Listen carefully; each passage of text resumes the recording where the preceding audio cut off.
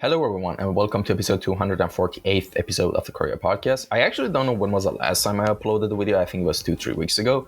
So expect the podcast to have a pretty sporadic schedule, to be honest, because truth be told, like since the first day I started this podcast till now, I messaged about 2,200 something artists. Not an exaggerated number. I actually recorded everything. I archived everything, and yeah, it's kind of sometimes gets really depressing seeing how many responses you get back or how many how many of them turn into episodes, So basically what I'm trying to say, it'll be a sporadic. The schedule will be a sporadic, first because I don't enjoy that as much before, which is kind of, to be honest, sad, which might change in the future. 2, the lack of guests, and 3, I'm going to be really busy with a lot of personal stuff in the next coming months, so I don't know how I can maintain that classic schedule I used to have, 4 or 5 episodes everything or something.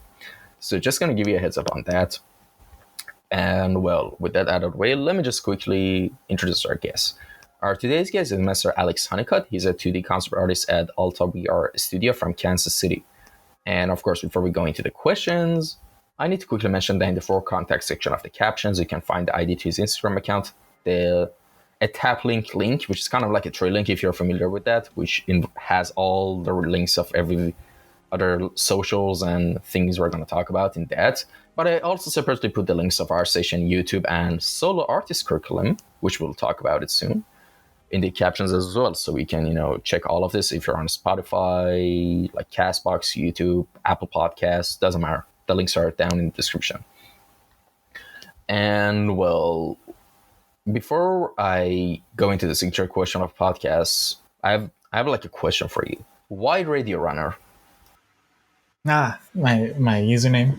That came from my music production days. So when I was trying to have a name handle on SoundCloud to have that I thought sounded cool, I was coming up with stuff and searching and seeing if there was any name that was similar, and there would be all sorts of similar names, but Radio Runner came up as completely unique. So there were no other hits on SoundCloud, on Google, when you'd search that word. So that's what I went with, and I've just held on to it for years. All right, awesome. I mean, I'm glad you didn't use one of those early 2000s rap name generator websites. Yeah. I guess. And well, give us a little introduction on how you got into the world of visual arts and design. Basically, tell us your origin story of, how you became an artist. I mean, before we started this recording, you kind of gave me a brief, rundown, but in details and, a little bit with more explanation, could you basically tell us your origin story of, how you became a podcast? I said podcast, Jesus. An artist. And yeah, how did that went? Absolutely. Yeah, so full rundown on my background has been through the school system, middle school, high school, college. I was a musician. And so I started out on trombone, and I played that for 13 years. I was really invested in it.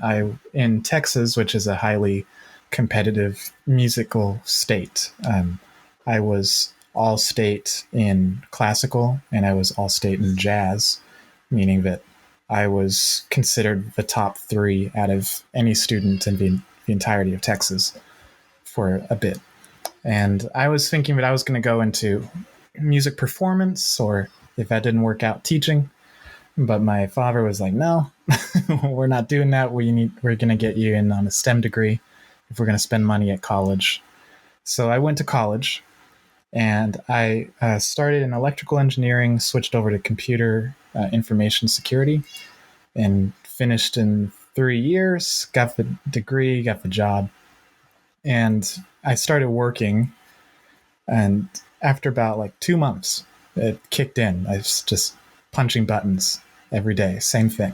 And I realized, am I going to sit here for the next 45 years and punch buttons? And I didn't like the degree that much to begin with, because, I had been a musician that whole time. I had dabbled in creative writing. I was doing blog posts on GameInformer.com, running a community page for a while. If at that time I was thinking my backup would be journalism or writing, that sort of thing. So, like, this whole time, I'd never been that interested in technical stuff. And so, like, especially with a technical job, you have to get certifications, you have to stay up to date on what you know. And I knew I didn't want to do that. So, uh, cut to, like, I think it was November or December 2018, Into the Spider-Verse comes out. I watched that movie, get my mind blown, like many of us did. And I started looking around for new options. Like, what could you do? Somebody had to make that. And for some reason, it finally kicked in. Like, at 24 years old, I finally realized, like, people get paid to make a movie like that. So I started looking around. It's drawing still seemed like, it's too risky. And I had grown up being taught, like, don't take big risks, don't, that sort of thing. And so I was looking for other creative options like architecture, industrial design, graphic design. I was reading they all required degrees, so you had to be re-educated. And I already got one. I didn't have time to go and do another degree. And I saw that UX design didn't, and that it was kind of hopping for a while. So I started training in UX and applying what I had learned from music, technology into learning that quickly. And it was working out pretty well. But at the same time, I had started drawing because I just thought Spider-Verse was so cool. And after about 3 months into my UX studies, I realized that I was foregoing them in favor of just drawing more. And so at that point, I told my wife, like my fiance at the time, like, I think I'm just gonna go all in on the drawing thing. It's gonna take a while, but that's where my interest is. And so I started really reading into it, and that leads into I had kind of formed a game plan, like a roadmap of sorts, expecting how long it would take, what did I need to study, how could I turn this into my own personal degree to get a job quickly, and that became that curriculum for the solo artist. But since then, it's been 4 years. At 3 years, I got my first job. And then 2 months after that, I got my first long-term job with Alta. And I've also done an internship with Antonio Staparts. He ran Sketch Studio, and I helped contribute work to a AAA company at the time. So things are working out. I'm really enjoying it. And that's been the whole trajectory, yeah. All right, awesome. And well, basically, if to wrap things up, I guess the thing you would say to your 18-year-old self would be like, just don't just follow what you like, follow your heart. I guess that would have been the thing, right? Yeah, I think so. In a way, it's what I've learned over these times is that you can achieve whatever you put your mind towards as long as you're really invested in it. I don't think that there's really a limit that you should put yourself on. It's like saying it's too competitive, there's not enough space. Because if you do care enough, like you can make it happen. So that's what I would tell myself. But at the same time, I don't regret the path that it's taken to get here, because art is totally different from music. And I've thought about, like, what would my life be like if I was still on the music side? It could be totally different. Could have succeeded. It's even more competitive and less opportunity in the music world. So, might not own a house, that sort of thing. Yeah, and oh God, it's like I think the problem is all of us know this stuff, like and even as kids and teenagers we know this stuff, but the framing in which we try to understand this concept sometimes might not give us the best motivation or clarity.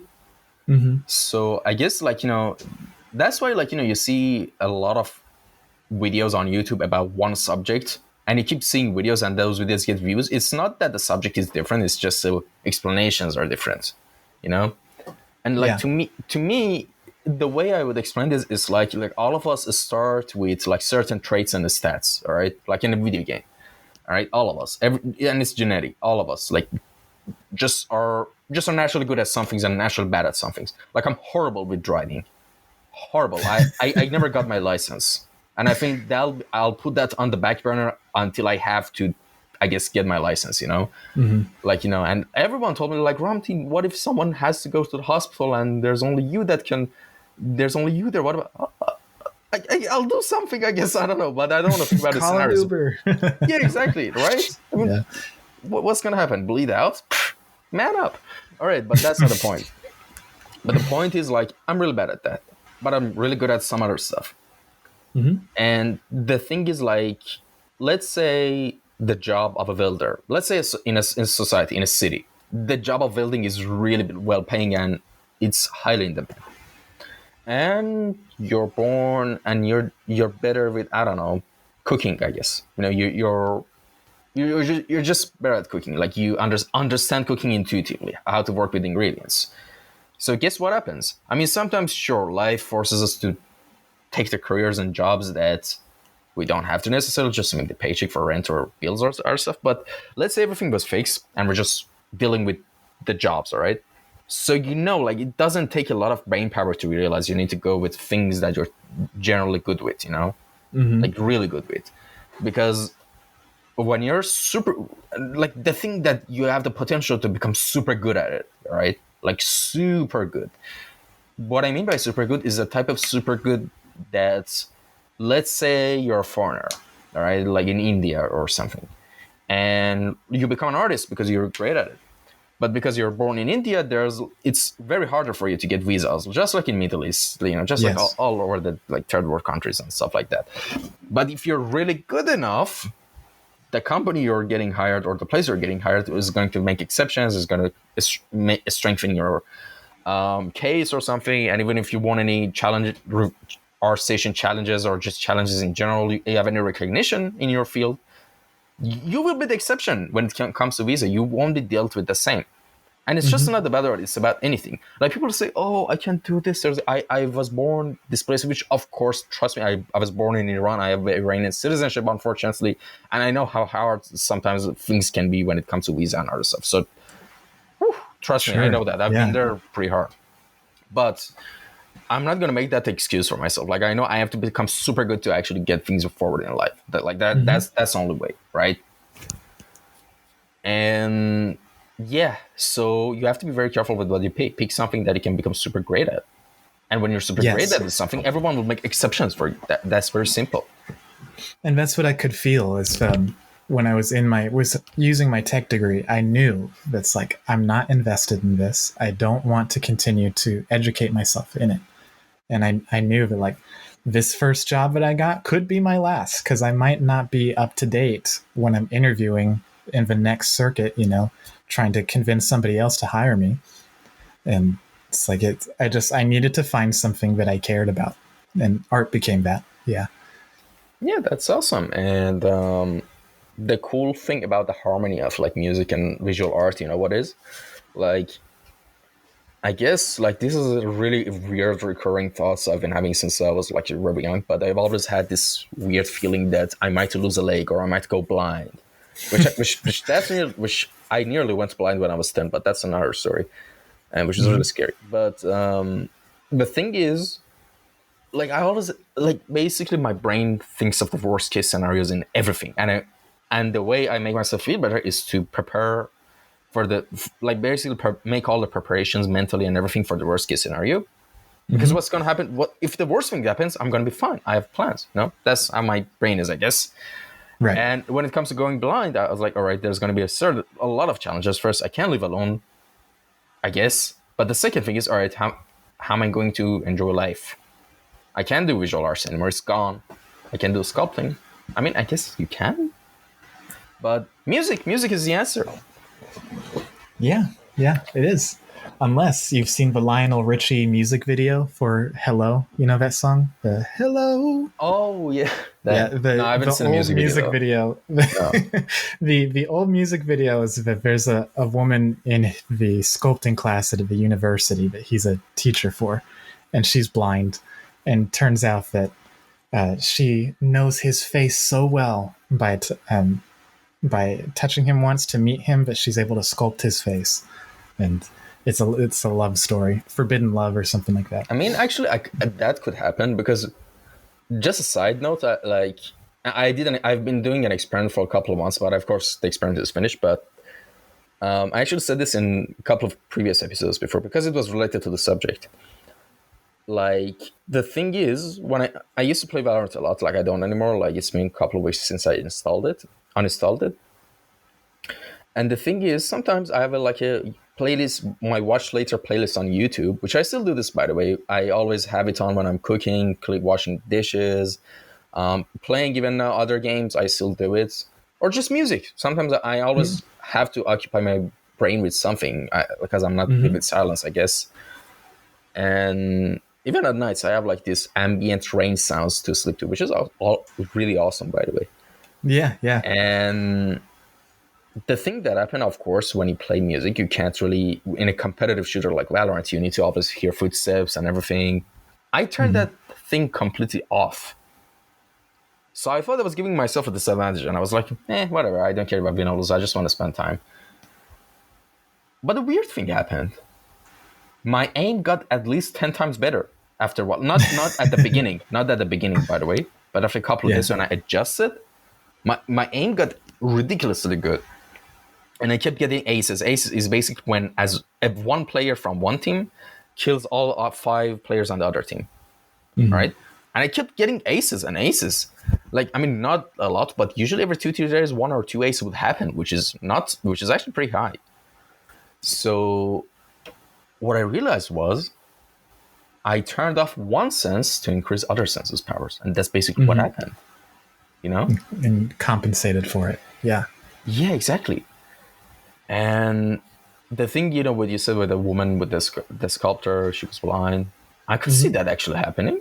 Like, because I heard a lot of blind people. Like, I haven't talked to one before. Their hearing gets really better, like really better, like really crisp. And also, the sense of touch and everything, they all get amplified. So I was wondering, is there a way to temporal, disable your ears so you get better vision? That would be kind of interesting. I don't know. Would have to look that up, see if that's ever been tried before. If you deliberately practice something with your eyes closed. It's like I guess, that reminds me, I've heard that with balance. People say that you can really increase your balance if you try to stand one-legged with your eyes closed, and you'll notice it's significantly harder. But you can practice it over time and find your sense of balance, and really amplify I've actually that. tried it with this before. Like, this is something, it's like one of those outdoor hiking thing that you can have it on your hand, or you can have it on your mask for sandstorms, or on your neck to protect from getting sunburned. And I always carry one of this. This is like my signature fashion thing, and I always wear it like this. But the thing is, I kept actually trying to do that with yoga, and it was kind of weird. It kind of helped because I guess technically your brain doesn't have the distraction of instead of 5 senses, you have distraction of 4 senses. Yeah. And if you keep removing those, it will amplify the last one. What if you lose all of them? Do you get superpowers? That might be the origin story. Yeah. Then you're Daredevil. Yeah, Daredevil is their friend. He still has his earring, but I get what you mean. Yeah. Yeah, actually, fun fact, if anyone's listening, go watch Daredevil, this Marvel series. It's actually the best superhero series I've seen. Like, it's amazing. Go watch it. And I'm sorry, like, my ADHD is in a manic mode this couple of days, so I jump from one branch to another branch when we're speaking, so sorry about that. No, it's all good. And all right, so now, of course, in the introduction, I mentioned that you're 2D, concept artist, but if you want to get more specific, what is your main branch of design you're focusing on? And tell us about your experience from the start of it until now. Like, you told us your story of, how you became an artist, but this is like an extension to your story. How did you decide to become a 2D concept artist? And are you a general concept artist, or you're just working on environments, characters? Because I've seen you're doing really good at both of them. Thank you. Like your post when it came to there was one post I saved. Which one was it? I think New Nehi, something like that. Personal project you posted last year. Yeah. Mm-hmm. Like it's like you show like all the skills that is required are there and really good. Like the designs, the colors, the shapes, especially the designs for me.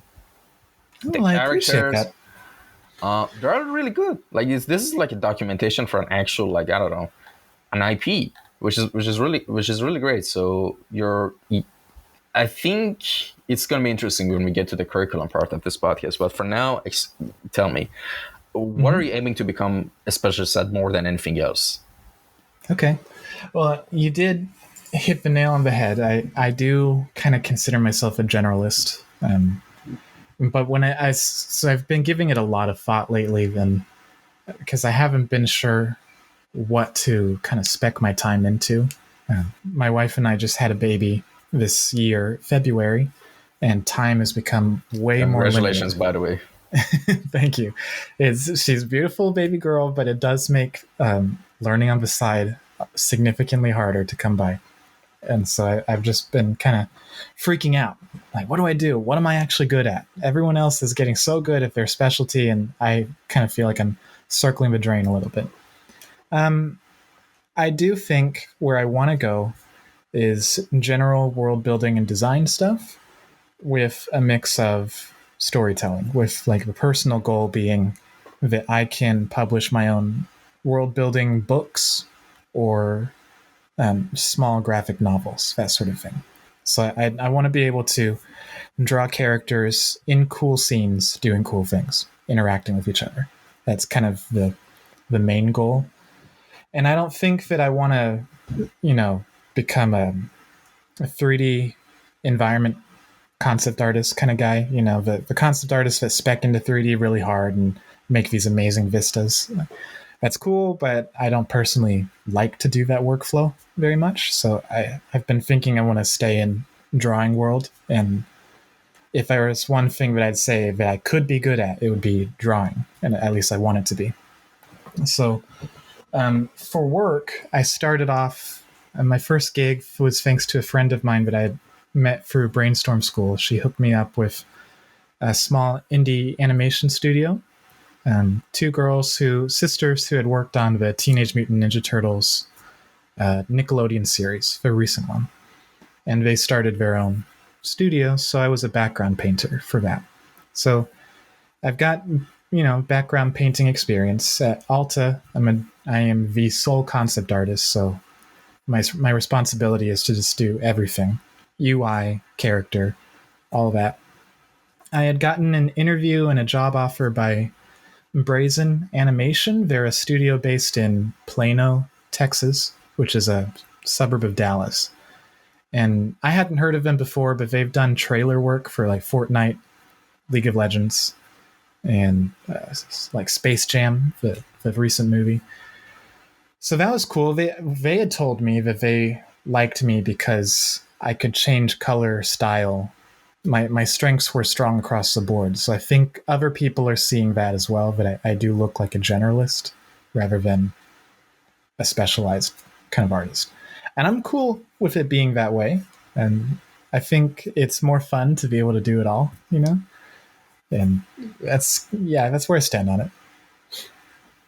That's awesome. Yeah, I was gonna say, for someone who you said you started art like around the time the first Spider-Verse movie came, right? Yeah, so I've started drawing in February 2019. February 2019. That's really interesting.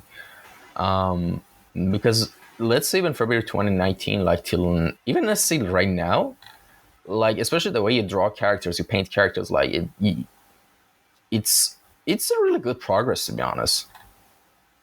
Thank you. I mean, because I've seen like people who've been doing it since they're 14, 15, and they still have problems with fundamentals, or because I think the edge you had was a lot of adult life experience of learning things. And yeah, that I think what's really helping propel you forward in your progress. Absolutely. And that life experience really came in hand, I think. I think that's been it 100%. Sorry to interrupt. It's like music coming into it. I've learned 4 instruments: trombone, drums, guitar, and a little bit of piano. And it's like the learning process is the same every time. It's like, okay, how do I determine what are the core principles that you need to know in order to execute on the instrument. And then once you get those down, you can start branching out, getting more familiar, getting more comfortable. So going through that circuit on all those instruments, degrees, just figuring out, like how do you just power through? Get a degree in a field that you don't like. How do you just suck it up? You learn to suck it up and just finish it out. All of that comes together, and I do think that was able to apply that to art, especially with that kind of time limit. You've got a countdown saying, like, if I don't get this done, then one day I might lose my job, and then I have nothing to show for it. So there was all those factors plus pressure, and that turned it into a recipe for making things happen. That's how I'd put it.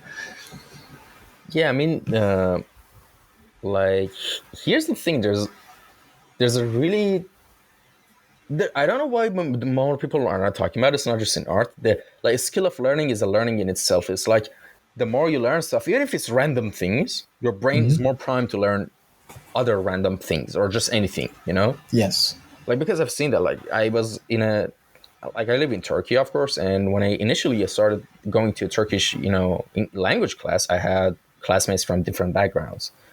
And the ones who usually always complained about the teacher or just everything in general were the ones who you could just tell they never learned anything other than the schools they went into. Like, not independent thinkers, but if you're someone who actually goes out to learn stuff and you've developed this muscle of learning, you need to have a growth mindset when it comes to learning. So you don't make excuses. Oh, grammar is too hard. Like this, that. You learn. Yes. You make things for yourself to understand it better. And it's not just with language; it's just with everything. So, but that's like a really unknown skill. Like, not an unknown skill. It's weird. It's really literally out there. We all know it, but not many people mention it. So you need to learn stuff. You need to learn stuff to learn more stuff. I know that sounds very simple, but we tend to not see that. We say, oh, I'm not good for math. I'm not good for language. I'm not good for art. I'm not good for music. No, you're not good at learning. That's what you are. But I mean, that I know it kind of contradicts what I said earlier. Yes, some people are more naturally talented at things, but I think that talent is just your innate interest in something. Yes. Because I generally don't believe in talent in a sense that people might think. I know that sometimes people's brains are different and they learn faster, they're smarter. Like, that's a different thing. But from the perspective of, talking about talent, I think talent is like at most 4 or 5% of the story, I think, in my opinion, even if there is talent. Like, honestly, the rest is just, the work. That's it. And honestly, I've seen this in everything, not just in any field you could say, in chess, in sports, in art. Like, there's no talent, it's just hard work. Yes, absolutely. I do think I've interacted with a lot of people online in art communities at this point, and I do think that there is not proficiency, like a proclivity. That might be a word. Like, some people do start out at just like a slightly higher baseline. They're more attuned to executing art better. But like you say, it's hard work will get you there. It just might take you longer if you're on the lower end of that talent spectrum. And yeah. It's kind of like a stat skill or a skill stat in a video game. Like, if you start with 15 points in Sneak, I guess, yes, you have a better edge than someone who starts with 7. But the cap is, I know it might be a bad analogy because in video games, the skills are capped. But in life, I don't think there's any cap to any skill, in my honest opinion. Like, this isn't some motivation or inspiration thing to say, no, I don't think there's actually a cap to things, It's just you haven't discovered enough. That's my opinion. And yeah, some people might have a starting points, but it's kind of like a rabbit and the tortoise story. Yeah, the rabbit is naturally faster, but guess who won? Yeah. He didn't work for it as much, or that sort of thing. So he took it for granted.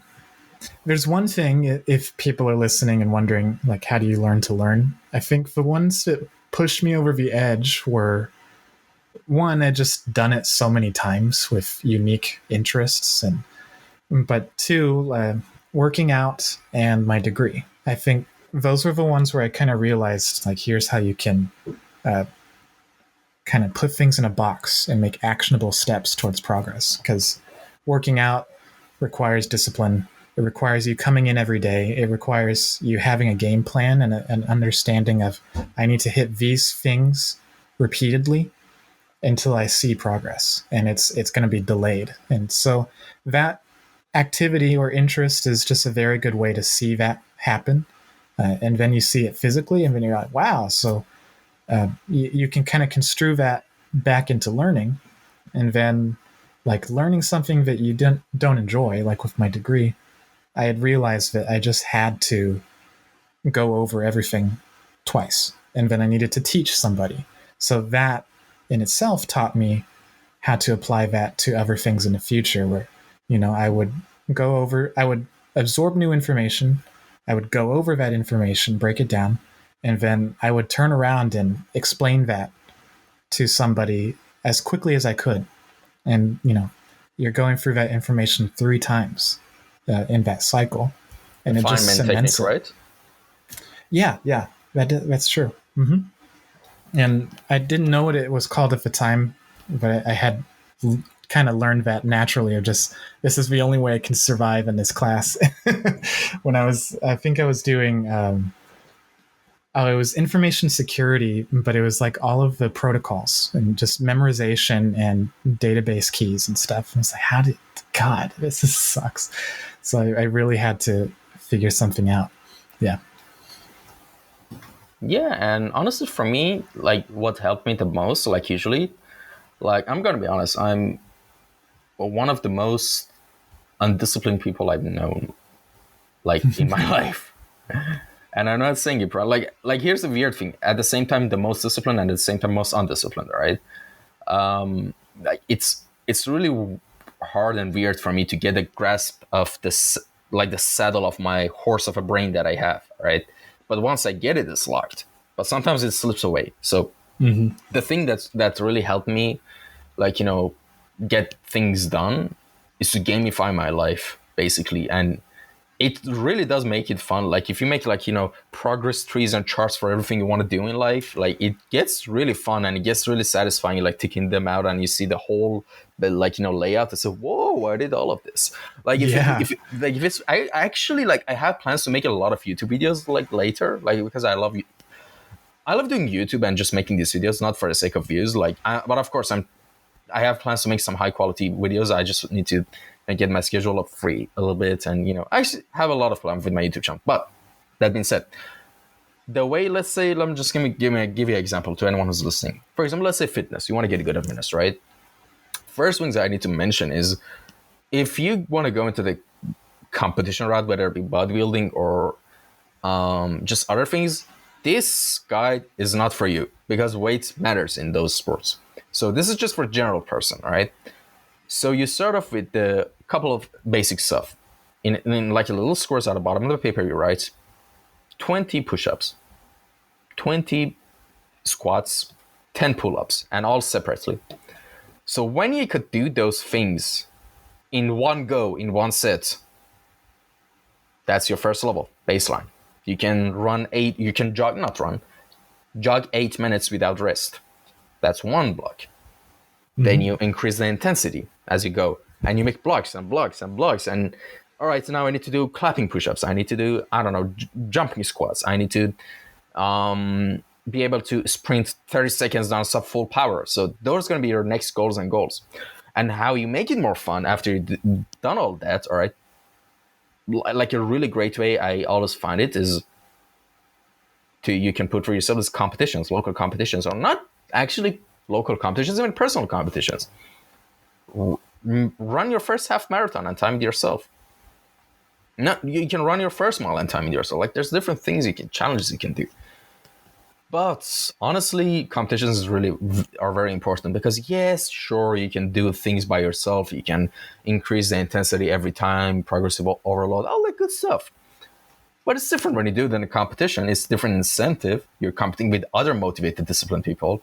And when you beat them, it's going to be much more rewarding when I'm dead like that. I don't know, like the alphas of the alphas or something, And you keep going higher and higher and it gets actually, I kind of cringe when I hear the word alpha these days. I don't know why I said that, but yeah, it's been used by so many wrong people. But yeah, that was the case with sports. Like with drawings, like what I did for myself, I numbered every 3D project I did. Mm-hmm. So now the definitions of things can be different for anyone. All right, so my definition of projects changed through the time. By the first time I started 3D like January 2nd of 2022. So it's like year and a half or something that I started. But at first I was like, any piece I make is a project. But now it's different. Now I did an environment for 4 months in the beginning of this year till like the end of the spring, early summer. And I had to cancel that for reasons that I'll explain later. Mm-hmm. And the reason, I don't want to put you on the back burner, the reason was the scale of the project was too much, too big. But I actually did it I actually like, progressed through it till Art Blackout phase, which was really good. But the scale was too big to finish. So I picked a smaller environment I'm working on. It's one area, it's not 3 areas. And I'm working fine. And with that, if I have to use the same definition of project that I had earlier, I've done more than 100, 150, 60 projects. But now my definition of project is a project. For example, if you do an environment piece, if you do a stylized study case, and there are 4 assets you did in that, like that's one project. So by now, I think I've done around 36 something projects, 40, 42. I don't know. I lost count. Mm-hmm. But when you have that all in a folder and you number them, numbers are really helpful. It gets you motivated to go on. And my initial goal was to get 100 projects when I started. And with that, because I had to learn a lot of things, I learned a lot of random stuff throughout the whole thing. So basically, I was actually thinking, I was actually going to talk about it as well, but I'm going to talk about it later when we talk about the curriculum. I have the idea to also make a 3D curriculum myself and put it out so go for it. Yeah, can use it, because I've learned so much, because I've talked with so many people, especially even juniors who are trying to learn. So the problem is when people are explaining things, they don't say it in a way that the common people would understand. Like they use words, then terms that there's only to have further explanation with them. Sometimes, I mean, like let's say you're a 2D concept artist and you want to learn Blender, all right? And in 1 hour video, right? I'm not going to go and say, all right, then when you want to apply textures, we need to get all the normal maps and everything and ambient occlusions. No, you say that, but you don't go in and explain in detail, what is normal map? Normal map is something, that holds light information and makes your things pop. You just explain it like that. That's it. You don't need to go in details. Like, that's the problem for me with a lot of modern tutorials, Especially in the 3D world, it's so technical. And there's, I think because Blender just encapsulates, or any 3D program is a do anything program, that it can be really difficult to say, like, here's exactly what you need to learn from the very beginning, just to have a good understanding that can take you anywhere. That seems to not exist in the 3D space. Yeah, but like, here's the thing, because of my way of explaining, I'm not going to try to say I'm a good teacher, I'm a great instructor or something like that.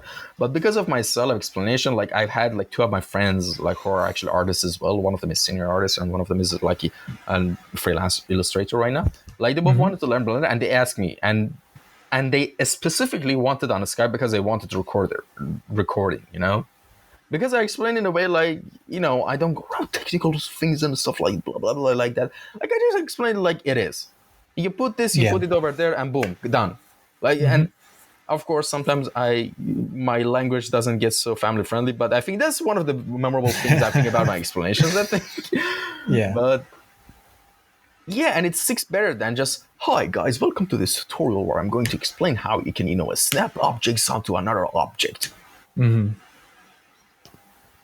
you know?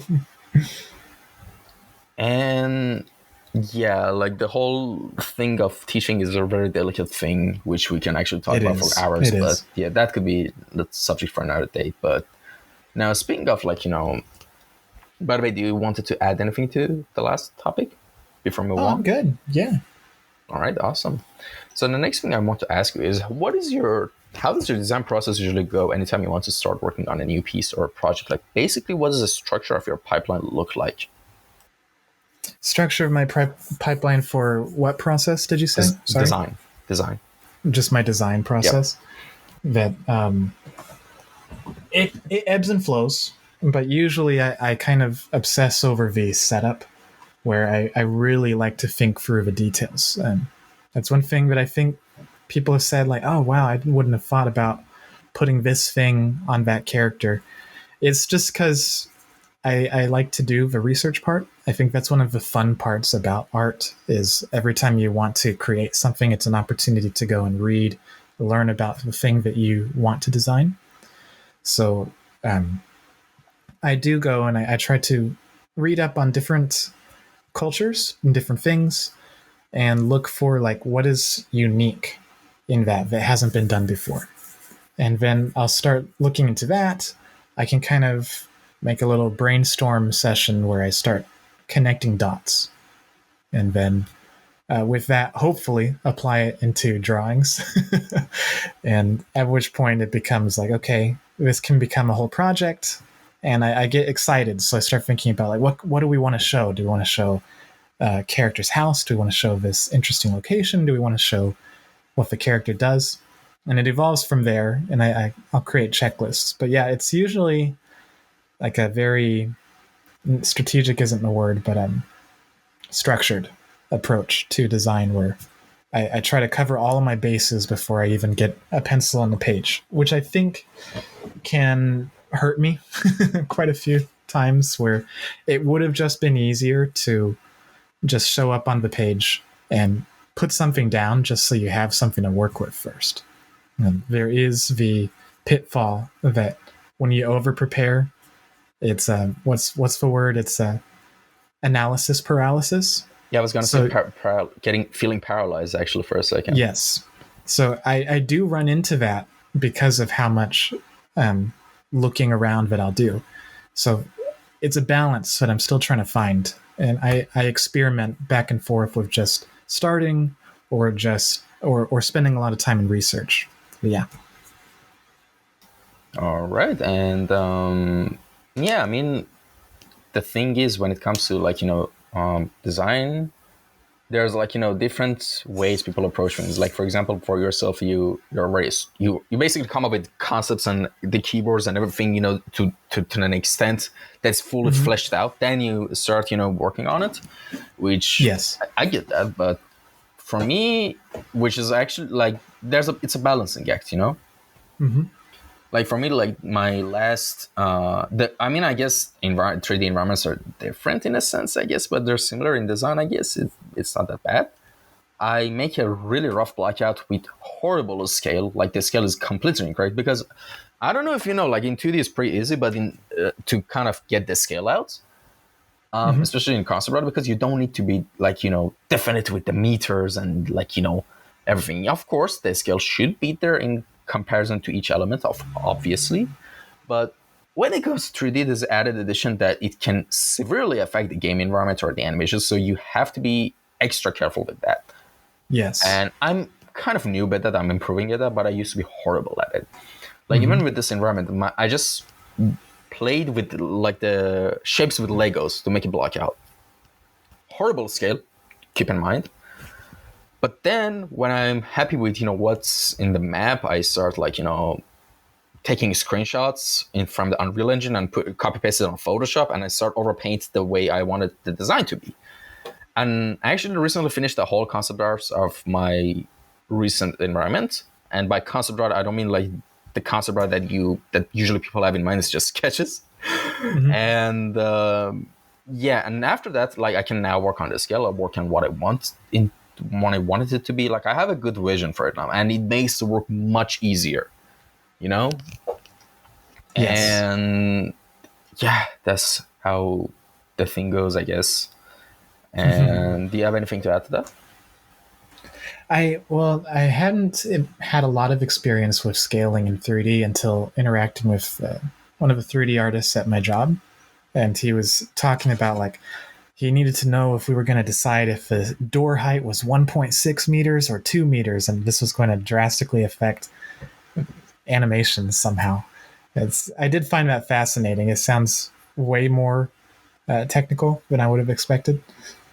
Not interesting to me personally, but I think that applies to game art more than it does to 3D concept, right? Like if you're just using it to make a painting, you don't really need to nail your scaling. Yeah, I mean, the thing I love about 2D, it's so minimal. It is so minimal. You just need an iPad. You don't even need a laptop. Yeah. And you have a tablet and you're set. Boom, done. Is Photoshop on tablet versions as well? Is there? There is one, but it's not good for painting. Photoshop Lite. I guess people Yeah. use Procreate, I guess. And but still, like with just a tablet, you're good. For 3D, you need to have like a GigaChad, like like system, and you need like right now my taskbar, there's Unreal Engine, there's Gaia for train generation, there's ZBrush, there's Marvelous Designer, there's Marmoset, there's Maya, there's Substance Painter, Substance Designer, there's Blender. There's like so many things you need to have in your arsenal as a 3D environment artist. But of course, I don't try to say, oh, it's such a hard thing to enter or stuff like that. No. I mean, all of them, you need to know just the basics sometimes. You need, or like, for example, let's say for an environment that doesn't have cloth, you're not going to need Marvelous Designer. And for like, I don't know, you don't need to use ZBrush if there's no sculpting or like organic details to deal with. Like, Yeah. but you need to know them. There needs to be in your arsenal. And yeah. Now, here's the thing. Who are some of your favorite artists and designers that have inspired you the most? Now, that's a juicy question. Okay. it's a big question for sure. Let's see. I think in terms of like just support, people I've interacted with, so, Kenny Vo, he's a concept artist and he's recently worked at Netflix and Paramount. He teaches at Brainstorm School online, and he's been just a fabulous mentor. So I feel like we've got a good relationship, and he's been very inspirational for the last 2.5 years that I've known him. Antonio Stapertz, he founded artwad.com. So I know you just recently had Axel on in your previous episode. So Antonio, I've gotten to interact with well and mentored with, and just recently interned for him at his concept studio. So he's been foundational and helpful as well, a good role model for things to aspire to. And in a similar note would be James Douglas, who goes by Modern Day James on YouTube. And my first year, I mentored with him for about 12 months. And we got to the point that we became good conversational friends, and we still keep in touch. So just checking in on how he's doing and seeing what his trajectory has been like has been really encouraging to see. But in terms of artistic influences, I would probably put my list somewhere around like I keep separate lists on character and environment. And for environment art, artists like Rob Ruppel, so he was art director along with Patrick O'Keefe on Spider-Verse. So I've got to have my Spider-Verse influence. Maciej Sidorowicz, he's an excellent graphic painter, and he's done a lot of the new wave of animation with that really nice graphic style, like Apollo 10.5. I believe he contributed to Klaus and projects like that. And on the character side, I look at TB Choi a lot, Valorant Riot artist. She does character work and storyboarding. So I'd say that when I practice my characters, I do go back and look at TB and similar artists very frequently. I like that angular, shape-driven style of semi-real, so I guess in a similar family would be Joe Madureira and Baldi Konesian that works for him at his studio, Airship Syndicate. If there was one studio that I'd aim for, it'd probably be that one. They're based in Austin, Texas. So they just have a really great art team. The style is really fun. It's kind of, it's that old school, edgy Blizzard Riot look. And it's a lot of fun. All right. And you mentioned Kenny Vo. He was actually on the podcast, I guess, episode 151, March 4th, 2022. And Modern Day James actually was supposed to come on the podcast, like I think early 2020, like around episode 44 or something. I had a folder for him ready, but I think he was really busy at the time and he couldn't. And I actually didn't contact him again. I don't know. He's a very busy guy. Yeah. He's got a lot going on. I know. He has so many projects. But yeah, those were really interesting answers. And all great people, for sure. Obviously.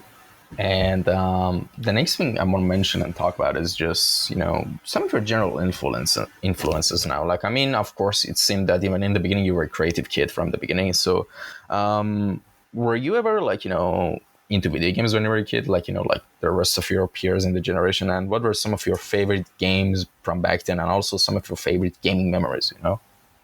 I love games. I just wouldn't say that I have the time to play them anymore, and that's a whole discussion on its own. But I'm of the opinion that modern games don't really respect your time. I'm more interested in what the indie space is doing nowadays, because it's actually approachable. But I do love games, and I love keeping up with them. And growing up, I'd say, it's kid answers, but I do still love them to this day. That my favorite games were Sonic the Hedgehog, Paper Mario, and Pokemon.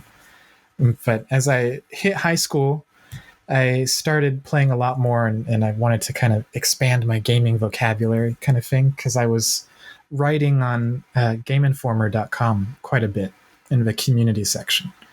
And that was a lot of fun at the time, because it was whoever wanted to could write and post blogs and basically create articles or opinion pieces. And I got really into that in high school, and started doing like community spotlights and doing interviews with some of the writers on that page. I got to work with, on a few rare occasions, with some of the Game Informer staff at the time. And so I convinced my mother to sign us up for GameFly. It's a rental service where you can order a game and it will mail into you like Netflix used to be. And I think we're still around. But I would try all sorts of games. So some that come to the top of my mind right now that I really enjoyed were Mirror's Edge. I really liked... did you ever play Singularity? It was a BioShock clone. I can't believe someone else knows this game. It was one of my favorites, when I was a kid. Like in 2010, I ate that thing up. Yeah, great game. I loved it. Mm-hmm. And the franchise is dead. That's weird.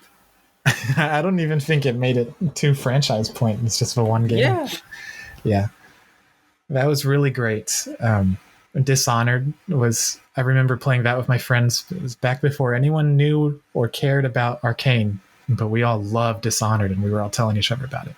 And then naturally, like at the time, Halo was huge, so I do still love Halo to this day.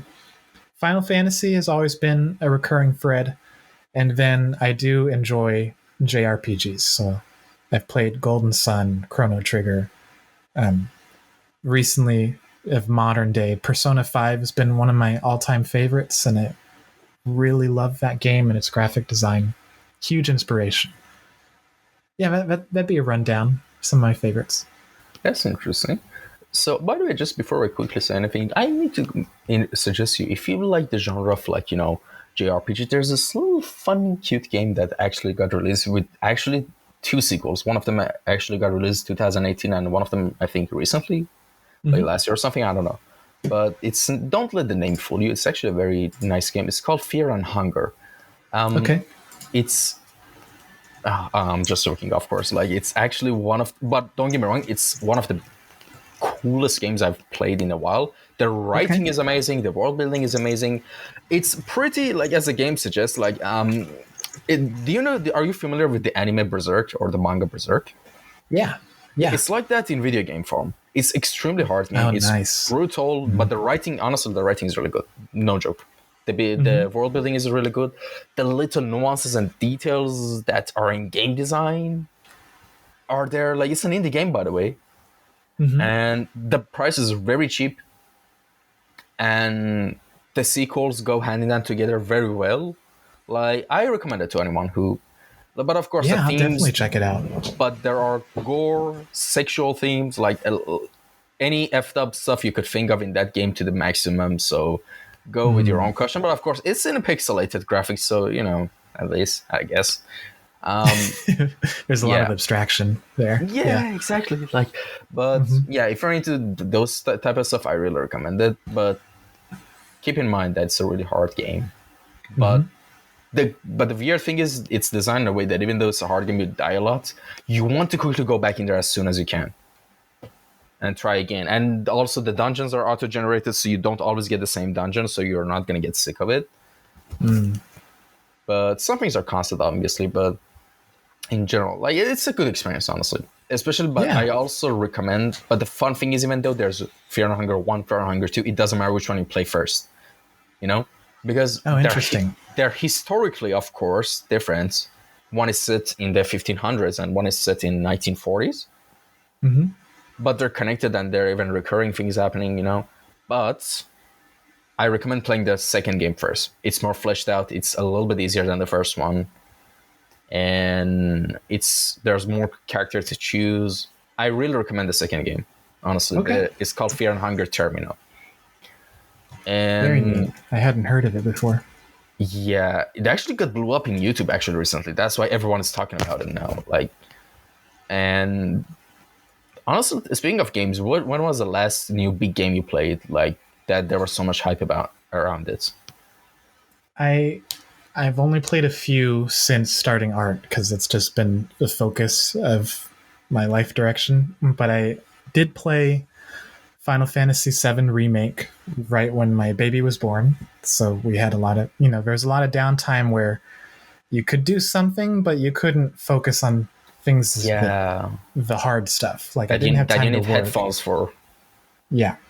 Yeah, I get that. I did have, there were moments where I had a baby and cradled in my arms and my hands were free, but I couldn't draw. So I played Final Fantasy, and then my wife and I have played It Takes Two, and we beat one of the new Super Mario Bros. On Switch together.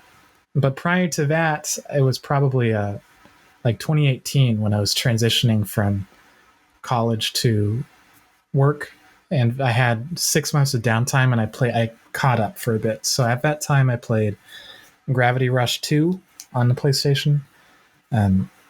You familiar with that game? It's very good. It's familiar, but I've never played it. The first one was on PS Vita, and a lot of people didn't play it. No, I never had any PS ever. I was a Sega Xbox kid. Okay. Yeah, Gravity Rush 2 is... it was really neat because you could alter gravity. So that was the entire mechanic of the game. That you fly around and you fight people by pointing gravity in a different direction. It's a third-person action game. Played Persona 5 during that time. God of War 2018. And some other ones that... I basically caught up on all the PlayStation exclusives. So I played Infamous Second Son. And trying to think what else had come out. Spider-Man 2018, played that. So I think that's about it that I've had time for. Yeah. All right, awesome. And well, the reason I asked that, I just want to quickly mention something, which of course, there was Baldur's Gate that came. There was, I'm also of course, I don't have the same amount of responsibilities as you, but I'm not. I guess it's kind of part of growing up. You don't really get hyped for things that everyone gets hyped for. Like there was Barbenheimer, there was Elden Ring. There was Elden Ring was last year. There was every new movie. You don't care at some point. You're like, I just I'll just watch a YouTube video on it. And I'll get on with it, you know. But there are Sure. some things that you actually want, that you actually enjoy, you don't want to miss, like an RPG Baldur's Gate was one of them for you. No, actually that was something I really didn't care about that Okay. much about. But because I saw a lot of reviews, I was actually thinking of purchasing it, but I was like, nah, I already spend my gaming money I put out for myself on a Starfield. I actually pre-ordered it, like for my birthday. Like this year, my birthday was July 2nd, and like a couple of days before that, like late June, I started to get really sick. And for a month, I was extremely sick that I actually had to be hospitalized, but because I had no one, I just hospitalized. and toughed it. You okay? It was a really bad lung infection. Now I'm good now. I'm good. It was a mixture of lung infection and COVID. And yeah, it was the worst period, like physically and mentally, I've had. Like, I guess one of the worst in my life. Like, it was horrible. Like, let's not think about it. But just to make because I also had a birthday planned. I was inviting a bunch of my friends. 2 of them were in holiday that couldn't come, and one of them was busy because his sister was kicking him out of his house. It was a weird situation for everyone, and I got sick. So I was more depressed because of that. I was like, I guess I can pre-order a Starfield for myself. Why not? And the thing with the Steam is, the currencies are actually like, translated with every region. So it was good. I mean, it still was a bit expensive, but I didn't have to spend like, instead of like $78, $100, hundreds of dollars. Yeah, I spent like, I think $20, $25, something like that, which is good. And yeah, it kept saying September 6th. It'll come September 6th. I was like, oh God. And I've been honestly, like, even before I came on this call, I was nonstop playing it. Like, I finished the campaign and I'm finishing the rest of the side quests. Like, but the thing with the modern games, as you said, is like, because the capital is involved. Because before that, like 20 years ago, yeah, sure, capital was involved. Yeah, we know that. But because of the money and salaries were low, only people who loved it were there. And usually those games were labors of love. But now those type of games are unicorns these days. Like with Baldur's Gate. But everyone, like, even the Baldur's Gate was so good at this point and it didn't have any, and they made this a statement about transactions that other game companies got pissed that this is not going to be a standard. The standards are going to be shitty buggy games with, a lot of microtransactions. But it became controversial that they were good. Yeah. Yes. And you know what pisses me off? There was one game that I couldn't shut up about like just months ago, and I played it, and it was one of the unicorns. And I'm so mad that it's not well known as much as it is. The game that was made by Eidos Montreal, it was a Guardians of Galaxy game. Yeah, and I think it went under the radar because their previous Marvel title was absolutely diabolical. Avengers, right? Yeah, it was horrible. But of course, the people are like, "Ooh, Eidos Montreal making another Marvel superhero games." Nah, I'll pass. They missed one of the best gaming experiences. All right, that sounds a bit like grand thing to say for me, but for me, it was one of my best single player experiences I've ever had in a game because it's everything that a game should be as a medium. It's like sometimes games for me are like good games are like you're reading a good book, but you're not reading it. You're watching it. No. You're not watching it. You're controlling the characters, and your choices matter.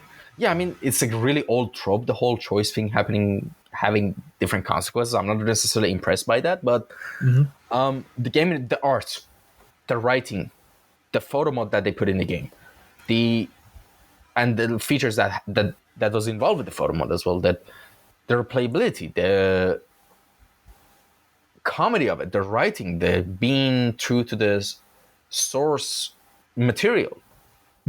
Having, I guess the only thing I could say that was a weak point of the game was the gameplay, which was completely like, made up for every other great things about the game. So you could really not see that. But there, like, speaking of gameplays, there was like some things that were super made me surprised. Like there was this, I don't know if you ever watched any wrestling. Have you?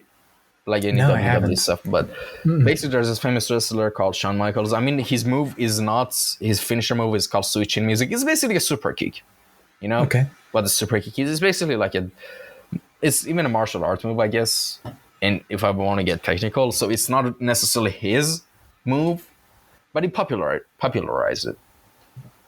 And when one of the finishers of a melee combat in this game of the character is a super kick, like exactly in the style of Suichin music, and that made me like jump out of my place. I was like, that was so cool, you know, like because they did a lot of great things with the game, and I absolutely loved it. Especially the best way I could describe it is like reading a good book or watching a really good movie that hooks you in. Mm-hmm. But it's a game. Yeah.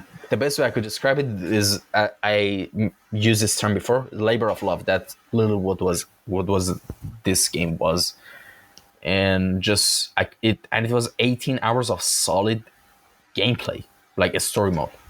I've got to remember to keep that one in the back of my head because that's the kind of game that I love. Yeah, put it in your backlog. You'll love it, I promise you. And the thing is, I'm a huge fan of Guardians of the Galaxy in general. Mm-hmm. Just out of any comic book thing, Marvel's of Guardians of the Galaxy are my just favorite thing, you know. And once I get my own home, I'll probably have a bunch of collectibles of that, franchise in my room, but not right now. But yeah, that I absolutely loved it. Like, it's definitely in my top 10 games of all time. Maybe it sounds like it comes from that era where, it's the era that you and I grew up in. It's the 2010s, kind of when we played the most, I imagine, or that was really influential. Xbox 360, PS3 era. Yeah. I'm speaking for you, but I guess it was just myself. That's when you're coming of age. You're playing a lot of those games. You have a lot of spare time, and it influences you a lot.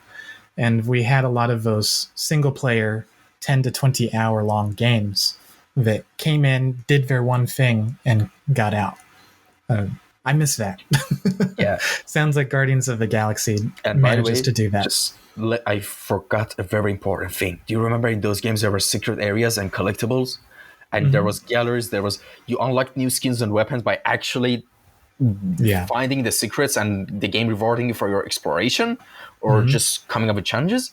It did exactly that the best way in Guardians of the Galaxy. All the skins of different characters, your squad, you need to actually discover them. And there is dialogues for literally everything you do in this game.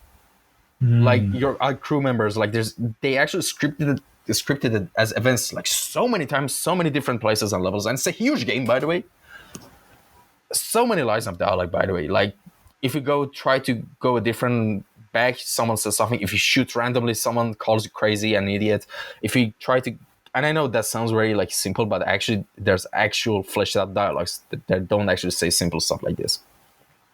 When you find a secret entrance to an area, like people will make fun of you for losing direction, and they keep having conversations about you behind your back while you try to explore. Like there's so many things. Just that's why I love the game, and it was just a full package for me. I guess the only thing would be just improvements on the gameplay, but I could look past it, honestly. I enjoyed it completely, and I guess I was actually thinking about this. A really good way to measure if a piece of media was good or not, especially with games, is sometimes you're like, oh my God, I enjoyed this so much. I wish I could wipe my memory so I could experience it for the first time again. That's how you know a game is good. What are some of your, like, for me, Disco Elysium, Fallout New Vegas, like these games, like Guardians of the Galaxy, like the one I mentioned, these games are the things that I wish I completely forgot about so I could re-experience them again. What were some of those games for you? Or not just games, by the way, just any piece of media. Ah, man. I do. Well, Spider-Verse comes to the top of my head every time, but I've watched Across the Spider-Verse 6 times now, and every time I'm just like, still the best thing I've ever seen. For games, I go back and I try to play the Paper Mario games over every, like, I get a nostalgia kick every few years, and I do wish that I could just play that fresh again, because it just isn't quite the same as when you were, going through that the first time as a little kid. But I'm trying to think.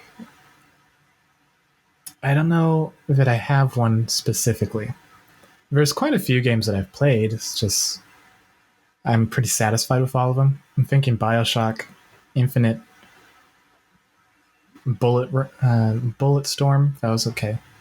But I don't know that I have a good answer for you there. Yeah, but Yeah, that's actually a good measuring stick to see if a Mm-hmm. game is really good or not. You just want Yeah. to erase everything from your memory to experience that again. Mm-hmm. Interesting. It's getting philosophical a bit. And now let's actually talk about like the elephant in the room, which Okay. was I was going to actually, talk about it, and I said, actually, I'm going to, in my notepad right now, I'm making like a new timestamp for it because I'm an idiot and I forgot. What I'm talking about is the solo artist curriculum. And actually, let me tell you some fun facts. A couple of years ago, I think it was Martin James that said it in a video, or it was Proko. I don't know. But I remember that I had it on my hard drive on desktop for a while because I was like, oh boy, I'm gonna start this because my art journey is kind of like messed up as well. I tried to start as 3D artist, but I realized that, and actually about the talent thing, I think I was more talented that my brain will work better in 3D. So I switched after like 2 years of desperation and trying to, Mm-hmm. Mm-hmm. become a 2D artist. But at the time I had it, and it's so interesting right now that randomly I realized, hey, this was a person who made that, and I'm talking to him right now. And yeah, I'm not going to explain everything, so I'm going to let you, the creator of the curriculum, actually explain everything. But before we start, I need to mention to everyone that the link to the both free version and the paid version, which the paid version is kind of free version as well, it's just $12. So if after listening to this you got interested, I highly recommend everyone to go for it. And the problem right now these days is there's no good outline for learning a lot of these new skills. Like digital art is one of them, I guess, relatively. And I actually might make a curriculum for 3D because I have for general 3D, not the specialized environment thing. But yeah, without further ado, the solo artist curriculum. Really putting it up there for me. Yeah. When I made it, I didn't think that it was going to be any sort of big deal, but I have been fascinated to see just how much of an impact that has made on the internet. Sometimes I type in curriculum into Google to search it because it's easier than and just type it in, search. It's at the top of the search results rather than me digging through my files to share with somebody. And every once in a while, I'm curious to go and see, like, it's been talked about on 4chan. It's got like 50 posts on Reddit of people asking about it and all that. Some people have made their own blog sites trying to follow through the curriculum. Some have their own YouTube channels. So that has been really fascinating. For myself, it was just like I told you, when it comes to me designing something, is I think through like every single possible thing that I could do before I start. And so that's what I had done when trying to figure out how I was going to approach learning art for a career. And so I spent, weeks researching rather than drawing, and just kind of figuring out, like, what is the course of action. A cousin of mine, she's an artist, and I had asked her, like, what would you recommend for learning? And she gave me some answers, but I wasn't really satisfied. I didn't think that it was going to get me to where I wanted to be. So I figured, I've done this a few times. I've got, I've educated myself. I've taught myself some things. Let's try and go through this systematically. And at that time, I was practicing UI and UX design because that's what I was thinking I was going to do, and drawing was just going to be a secondary. So the infographic was just me practicing my UI design skills as a personal project. So it all kind of coalesced into that Reddit page.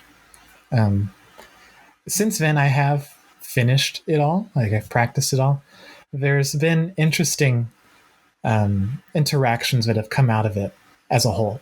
Like, I've had really positive ones. Like, Jeff Talbot is an artist. He works at Gunfire Games, and he moved from Australia to Austin to do it. They just released Remnant 2, really successful. And he had approached me because he saw the post on Reddit and said that, hey, it looks like you're doing a great job. You should keep going. and he offered advice and said, like, if you want to go farther, faster, you should think about signing up for schools or classes, because companies want to pay you for your design skills. Like, what can you make that's new, that is unique, that is valuable to them? Just getting good at studying isn't going to get you all the way. So that was like a really good thing I had learned in my first year from Jeff Talbot. But I'd also seen things like, all the naysayers, the people who would say, like, this isn't possible. You can't possibly expect anybody to put this much time in for that long, and you haven't even done this yourself. How do you know that this is going to be any use? And all this, all sorts of things. And you can still Google the curriculum on Reddit and see posts of people who say, dude's a nobody. He didn't even know it himself. He has no idea what he's talking about. But it was all based on Mark Brunet's art school. I was completely transparent with that. It just, the thing that set it apart was the fact that you could learn it all through YouTube and art blogs. It was free. So it's not like it was unproven. And so for whatever reason, people seem to miss in that post that I made this for myself and I wanted to share it with others. So that's where it came from. It was for myself. And it was just me planning out how I was going to tackle the next 2 years, because I had told myself that art was going to be like a 10-year path. I had to mentally prepare for the idea that I wouldn't see employment for 10 years in that field, and just understand that it's hyper competitive. Everyone talks about how you don't make money. Everyone talks about how, like, you can spend years and years and not be at the right level to make money in it. So AI is coming. There's all of this. Yeah. There's always something. So just mentally preparing for that. Exactly. So I guess that's the story. Like, after a couple years, I revisited it, and it had so much attention that I thought, it's, at least I can prompt people to pay for it if they want to support me. So I did release a revised version on my Gumroad page. It's the one and only product on there. And it's made a decent amount of cash. It's been very nice that people have supported me in that way. For anyone who cares, it's more convenient. So I reordered it in a way that, looking back, what do I know now? Here's what I would put there. Some better resources, and it's all organized into YouTube playlists. So you can go in a specific order and it will take you through the entire thing. But yeah, that's kind of those are my thoughts. That's all the context around it. You probably heard about it on the Proco Draftsman podcast. I guess I used to listen to that for a while. Or maybe Modern Day James, I guess. Did he do a review or something? I was just close with him at the time, and I had asked him for like a seal of approval. I don't know where I saw it. I actually don't remember. Yeah. But I think it was on the Proco podcast. And, or maybe, I don't know, one of them shared it on their social media or story or tweet or something. Maybe, I don't know. It's possible, yeah. Yeah. But the thing is, guys, it's really surprising. I need to say I'm going to say something very important. All right. Recently, I think he's a new listener of my podcast, messaged me on my personal Instagram page, and I, of course, did a podcast like early this winter with Thiago Klafke, my current mentor and instructor, and the one who I bought the course from, 3D environmental art course from, because I needed the outline for my studies. And the guy basically asked, "Hey, could you upload the files of the course on Telegram or somewhere on YouTube so the poor students can use?" What? Yeah. Like, don't get me wrong, I'm from Iran, and I used to pirate stuff a lot. Because listen, that was our only choice. Because of the sanctions, first we couldn't pay for them because of sanctions that that still is on Iran. And even if we could pay for them, they weren't localized prices. It was like listen, $12, like, for someone who makes Iranian money is a lot. All right. Yeah. And of course I understand, like, listen, and I'm not saying you should, make any changes, but I'm just explaining for the sake of explanation, all right? So we have to pirate sometimes, but I'm saying right now, this is my rule of thumb. maybe I shouldn't say it, but I'm gonna say part of it. Never steal from independent creators. I never do that. Mm-hmm. I always pay. And I'm not saying this to say, oh, I'm such a good guy. No, I never steal from independent creators. All right? Because they need, like, you know, because I'm an independent creator, so I know how it feels.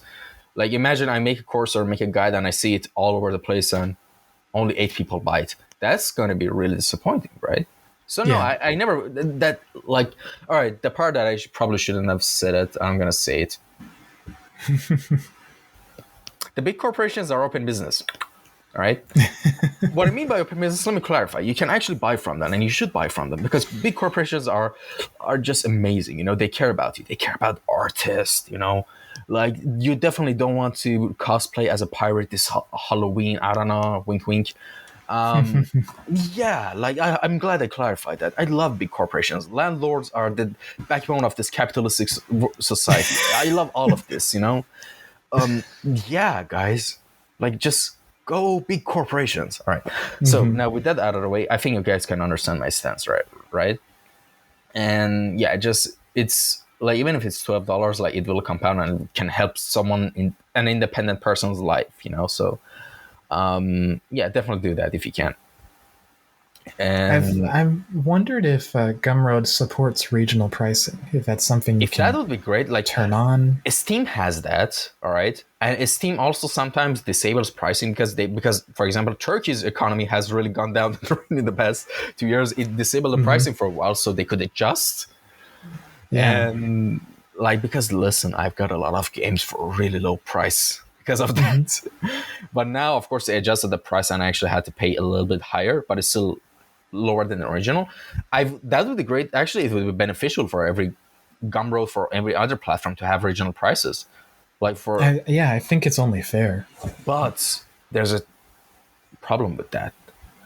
Steam has a way that even if you use VPNs, it can track, like, you know, the region. I guess it doesn't get fooled that much, but I think other websites and platforms don't have the technology to kind of, you know, deal with that. Because imagine that, like, everyone would make an Argentinian account, which actually that was a meta a couple of years ago in Iran, and just we would, because Argentinian prices were the lowest, and people would make, you know, Argentinian VPN, so they would make their SIM account that way. And a lot of my friends right now have their SIM in the Argentina range, and they get games in the cheapest possible way imaginable. I know, poor Argentinians. I mean, their inflation rate is like 1,000% a day. So I don't even know, what is the point of money when you have inflation like that. Yeah, so, I mean, the Argentinian artists who make, like, US dollars must be live like kings, I guess. I mean, not just in Argentina, like, even in Turkey, in Iran. Like, I'm from these areas. Like, I know how well euros or American dollars can help you here. Like, my rent is $90 per month. Honestly. I mean, don't get me wrong, I started my contract 3 years ago, so the contract only increases by a certain percent. You know, you can't just double it, you know. Like, I don't know, in the US, I heard a lot of horror stories of landlords, like, increasing the rent like triple or double or something. Like, there's no good rules around it. But here, thankfully, there is. Yeah, so I'm not worried about that. So my rent is $90. I mean, it still is money, but if you make a single commission, your rent is covered. You know? that's a way to put it. Yeah, actually, a lot of people come to Turkey, freelancers, like copywriters, artists. They live here and they don't leave because the money they can make. Living. Yes, you can actually you can buy really good houses here, and all the people think about is Istanbul and big cities, but there are, like, even smaller cities around these areas which have a lot of high-end, advanced, like, you know, luxurious villa apartments with good prices. Like, I'm always saying, if I had money, I would have just bought something here and just live the rest of my days. I have my car, I have my house, and if you actually make money in dollars, that's actually an achievable dream. Yeah, absolutely. That reminds me of Ahmed Al-Douri, the artist. Actually, I had him on a podcast too. I love that guy. Yeah, he's a very nice guy. It reminds me of what he did. That he moved to California for a bit, but as soon as he made a reputation for himself, he moved back home to Ohio, where it's significantly cheaper. I would, you know, moving across the world to another continent would be fantastic. That's pretty difficult. Yeah, different reasons, relatives, family, everything, you friends. Yeah.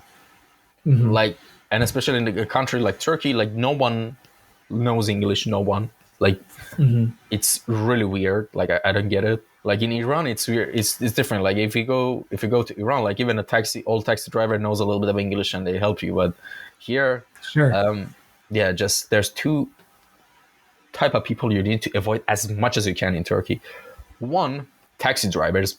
Just avoid them at like no joke. Avoid them at all costs. At all costs, and always use public transport if you don't have a car. And second, real estate people. I think that's the same in all over the world, but real estate, they're the worst. Yeah. They are the worst, my friend. Commissions, man. It's just they're incentivized to make that sale. Yeah, they screw you over contracts. They screw over everything. They screw over your lack of knowledge, lack of language, lack of just everything. Mm-hmm. They see holes in you, they'll capitalize on it, and that is so true. They're like vicious dogs for money. Yeah. And yeah, honestly, that's one way. I know a lot of artists who can easily, like really high-end artists, who can easily go to any part of the world and live, but they stay here.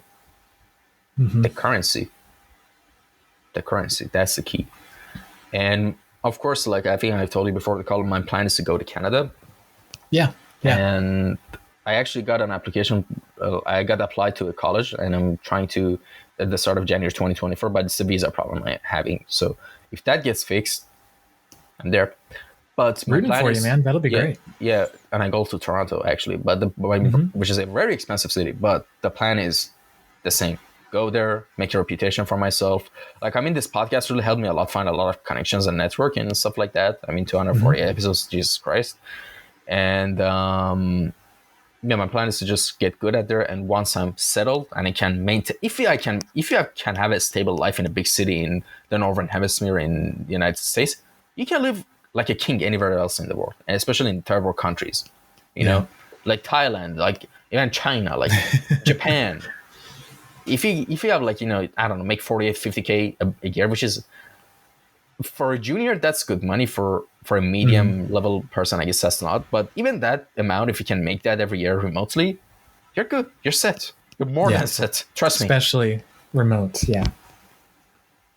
Yeah, but by the way, just I don't want to go into too much details, you know, because I don't want to like, you know, ask the question that I shouldn't. But I'm just gonna ask you this: can you sustain yourself in America as a medium level artist or senior level, or let's say even junior?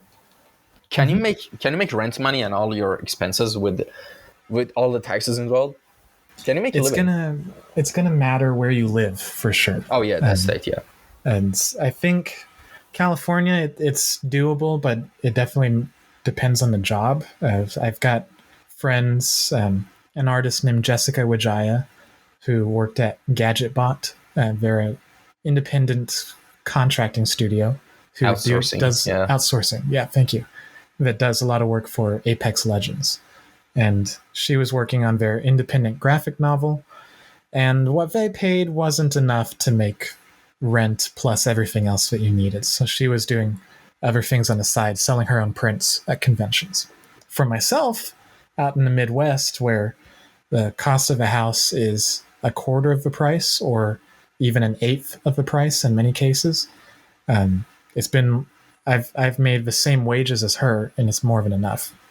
And in that ballpark, like I recently got a salary increase up to $75K that we can, you know, I think it's good that we talk about salaries. So yeah, but I didn't want to get into that because I didn't want to make you uncomfortable because that's a personal thing. Mm-hmm. Yeah. Kenny Vo, he was always a big proponent of it, like freelancing, like it as a junior. If you're a junior at a established studio, you should not be making less than 75. So, in the States, and I think in California, you know, union rates, if you're in animation, start you around 95, 97K. For background painting, animation, and it only goes up from there. Things like being a colorist, that doesn't pay as much. I think I saw 70 on the union page. But yeah. Are there any unions for other fields? I think VFX are trying to make a union, or is there a union for VFX? I mean, There is not. I had seen. it's for animation, right? Correct. Yeah, and Oh God. specifically Hollywood. So Yeah. like there are studios based in New York and Toronto, like Titmouse, I believe, and they just recently unionized in the New York location, but I don't think they're part of the Animation Guild. For VFX artists, I recently saw that the Walt Disney production VFX artists, which is like 20 people, are moving to unionize, but it's not the industry at large, and that has There a whole should be slew. unions for everything. There should be, but I can see the difficulties when they're all based in different countries. Like WETA's in New Zealand, ILM is in San Francisco, and you've got them all over the place, and having them all unionized is probably difficult, I guess. That's a logistical nightmare. Yeah. Because if one says that we're not going to work for less than what we can pay 100K per person, whatever rates that requires, then Hollywood's just going to say, okay, we'll go over to WETA where they don't charge as much. So you have all those issues of global competition. Yeah. And all right, so by now we talked a lot of art, all right? Mm-hmm. And now I want to ask you something that is completely non-art related. So what are, aside from music and just visual arts and everything you do, what other areas you're interested to explore and learn, or things you want to do? Yeah. Other interests that I've done in the past have been writing, working out, racquetball. I got competitive in racquetball for a bit, and I won some doubles tourneys, but don't do that anymore. Right now, like I don't know that I have anything that's on my radar just because, things are pretty busy. Having a baby. I am very interested and invested in seeing how my baby grows. So I know that's kind of, every new parent would say that, but it is genuinely like it's a whole slew of opportunities and things that are going to happen for her that I'm super interested to see how she will react and respond as she grows up. And it requires enough investment of your time that can be a whole other, facet of your life.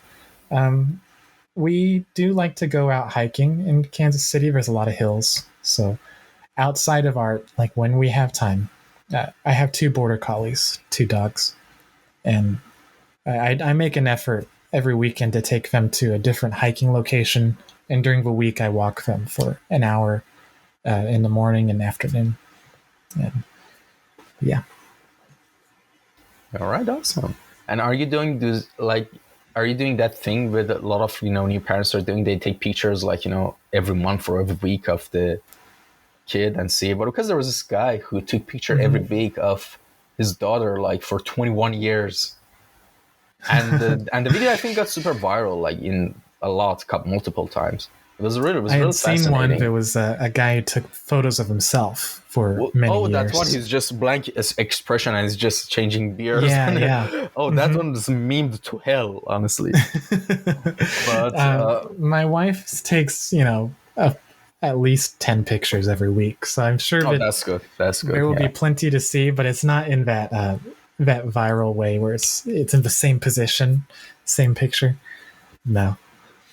Yeah. I mean, it's kind of weird. Like every generation has this kind of disconnect with the way of life.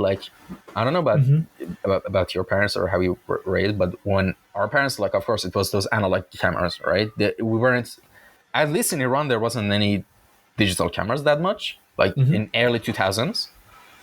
So it was just analog cameras, and there were random photos, but the photos were less. But now we live in an age that click selfies, it's screens and cameras Everyone are all has over our one. face.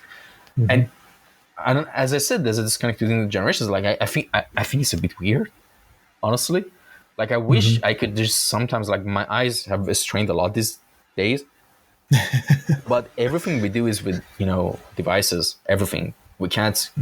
It's kind of we're doomed to using them. Yeah. And yeah, I mean, it's gonna be really. I wonder what will be the next thing. Like, honestly, it's like people are gonna do like VR classrooms or something in the future. No, that's not gonna happen. That sounds maybe. It might be In, augmented. We'll no, no, see. I can't deal with that. Like if I was a kid born in like 20 years later, I'm gonna be like, no, no, I'm gonna be back to the old days. I'm just gonna use a cell phone. Yeah. I But don't know. yeah, I think AI puts up really challenging questions in education. And if it ever does get popular, how you interact when wearing a headset is common. Like, what happens when the tech gets good enough that it fits on glasses? That kind of thing. You know, mm, it will probably happen at some point. But, yeah, like, just abstracting learning and processing information. Kids look for the easy way out. Cheating has existed all the time. So I guess you could say that there are still going to be people who care and are going to want to do things the old-fashioned way, where you have to actually read, actually write a paper. But if we don't have solutions in place that combat, like have AI just write everything for you, have AI just make every decision for you, that sort of thing. I'll be curious to see how that affects just where humanity goes. yeah. Speaking of AI, I don't want to get into it too much because I really don't care about Yeah. the subject anymore. But when you said like for anyone who wants to get into art, they see it's hyper competitive. There's not many opportunities and stuff like that. I actually Mm-hmm. want to say something that might be a little controversial. Most junior artists I've seen, I'm a junior artist myself, by the way. Like, I'm not Mm-hmm. saying I'm better than anyone or anything like that. I don't want to give that impression. I'm not at all. I'm horrible at textures and a lot of things. But the thing that I've noticed, not just in 3D art, like just in any field of art, when I see the juniors, even sometimes, seniors, like a lot of times those people that get jobs is because they're geographically close to the headquarters of that studio. That's why they get the jobs. Because if a Mm-hmm. lot of the other artists around the world who could have access to the visa thing issues, which sometimes happens, they would have been hired instead. Most numbers, most artists, junior artists' works are really cliche and boring. Really, and of course you can say, well, of course there's juniors, they need to develop. Yes, I know, but you get the Mm-hmm. point. Even with seniors, like they get too cliche after a while, Yeah. you know. I'm sure you've seen that. And actually, I'm going to go out on a limb and say, yeah, sure, there's a lot of competition because it's a really cool job. You can work in the game industry. Who doesn't love that? Sure, there's going to be a Mm-hmm. lot of competition. Sure, there's going to be a lot of people who want to get into it, get a piece of pie. But if you actually do some introspection and actually look at yourself and see what you really love and try to craft those things, that's when you're going to stand out. Those are the cases when you see, for example, a 21-year-old who's a senior vegetation artist, because Yeah. that dude only breathed and lived vegetation, you know. maybe Absolutely. maybe literally, I don't know. But the thing is, you need to, yeah, sure, you need to get really good at fundamentals. That's actually, why am I saying all of this? Just go get the free version of the curriculum and see for yourself how you can start. But the point is, when it comes to like design and stuff like that, you need to actually be someone who is a consumer as well. Mm-hmm. Not all the time, but you have to have a passion for the field, and what you're doing. And Yes. sometimes that passion could be a problem because you might be passionate about a lot of things. In my case, so there's this whole, you have to go through this process and just try to find and explore and see what you really click with and what you can become an ace at. That's the Mm-hmm. thing. And honestly, when you find that, there's no such a thing as hard work. There's no such a thing as competition, because you see this art. You see, like, for example, artists who are super happy and smiling and they're great at their work, but they never talk about hard work or grind or anything, like, because they do what they love. Yeah. When you do it and enjoy it, it's not hard work anymore. Hard work is for something I guess, like, there you could make exceptions sometimes, but in general, there's no hard work. You shouldn't feel like hard work because you have this vision of the result that you want. That you Mm-hmm. just, the thought of enjoying that, getting that result is enough to push you forward, to make you not sleep for 2-3 days, to not want to go out with your friends, or just rather just work on this. You need to become obsessed, which Yes. happens once you get on a roll. Mm-hmm. The hardest part is the beginning. That's it. I promise you. The hardest part is the beginning. You ever listen to Steven Zapata on YouTube? Actually, literally around this time last year, he was supposed to be on the podcast, and he agreed, but a lot of things happened in my life, and I had to cancel. It was I a really see. dark moment in my life. But I might have watched a couple of videos that he was featured in, but not specifically. I haven't listened to his stuff. He's talked a few times about the people who become successful, and especially the legends of industry or of any field. He calls it that you have to be a freak, you know, like you have to be freakishly obsessive to the point that you forego other luxuries of life, even sleep, family, friends, whatever. And that's not the healthiest way to look at it. I do, but it's a recurring Most thread. people don't relate with that. Most people don't relate and don't understand, like, how could you be so obsessive that you don't want to eat. But then when I've seen people ask other artists, maybe even like Kat Sai, she worked on a recent Spider-Verse movie as a visual development artist. It may have been her. I don't want to misquote her. So it was an artist that I was listening to. Someone was asking, do you think that you can become successful while maintaining a healthy work-life balance? And she said, or they said, that if I had the opportunity to go back, I would try to, but at the same time, I didn't. Because I obsessed to the point that I got the job. And I just don't know how many people I've met who are working who would say, oh yeah, I just took it at my own pace. 2 hours a day, maybe an hour a day, took 6 or 7 years, and here I am. That's not gonna happen, Chief. And actually, that's one of my biggest problems. Like, I can't have I can make myself consistent by force, but naturally I horrible with having every day I need to study at least 3 hours. Every day I need to do this. No. I can force myself, and naturally I do everyday work a little bit, but usually my best productivity are the ones it's a burst of intense energy in like an 18-hour, 20-hour period, nonstop. That's how I get super productive sometimes, but I'm usually not like that way every day, or I can't summon it. It just sometimes clicks. But of course, the industry doesn't care about when I'm mentally ready. You need to be ready every single day and hour. I get that. Yes. I cannot, and I can't force myself to do that. But naturally, some people are good with schedules, like having a routine schedule. I'm actually just horrible with that. I like to be flexible as much as possible. But of course, you make things routine for things that are important to you, of course. But in general, for me, I need to write everything down, write every detail, get excited about it, and picture the end result, and just boom, sit on it until I pass out. And that's usually what we do with video games, and I do that, but that also for me applies to other stuff as well. Like sometimes I do weird things that I'm kind of like, how did I do that, or why did I do that? Like randomly. Like I did a half marathon in elevation 2 years ago, and my hip got injured for like a year or so. So that's not so nice now. Because you didn't prep for it and just chose to do it? I did jog, but in the beginning, but it was like in the mountains actually with roads and cars. I did it like, I think it was 24 kilometers even. And I never done that in my life before. Like sometimes it can be a lot. And trust me, when I got home, I couldn't believe it. Yeah. I was on a vacation, and when I finally found the wine, got back to it, I was like, whew, like the food tasted amazing. Let me just say that.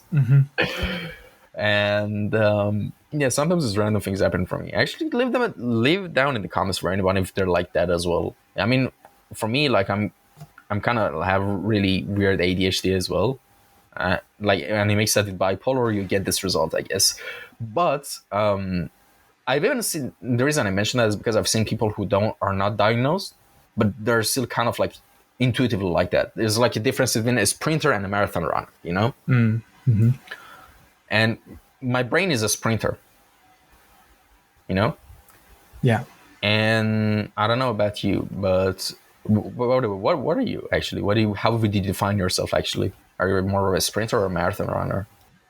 I'd say probably a marathoner, but I do have those bouts where I think everyone does, where You Okay, have that's those essential. moments of obsession where, oh, I've just got to finish this tonight. I'm on a roll.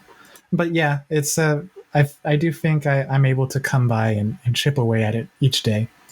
What you said about needing to be on every day at work, that is true. And I remember like Kenny Vo telling me that you just have to get your baseline up to the point where even on your worst days, you make something that is You can go professionally on acceptable. autopilot. Yeah. Yeah. And so that's kind of the cutoff is even on your worst day, do you produce something that is passable professionally? Then you're good. I don't know that I'm quite there yet, but definitely working on it. All right. And well, with that being said, we've reached the final question and section of the podcast, which is called Time Capsule. All right. So let me phrase the question like this. Mm-hmm. If you could condense your most important lessons you've learned in life into a couple of minutes, and before you say anything, this is going to be listened by people at any point of time in future. So you could, technically speaking, maybe 400 years later in the future, 4,000 years, who knows?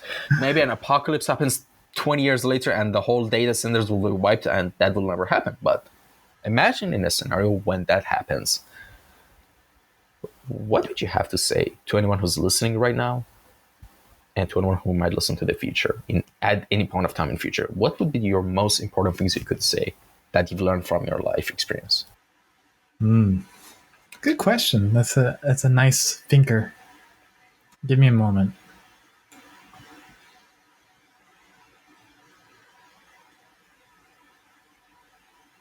I think, like we had spoken about, you can achieve anything that you want to. It has to be something that you're invested in. I remember listening to Tony Hawk once that talking about, he found something he loved, skating. So he never felt like he worked a day in his life. And every day that he went out skating, it was the best day that he had ever learned ever. And he would say that his dad was like, you say that every day. But Tony would respond like, but it's true. That was the best day I've had skating ever.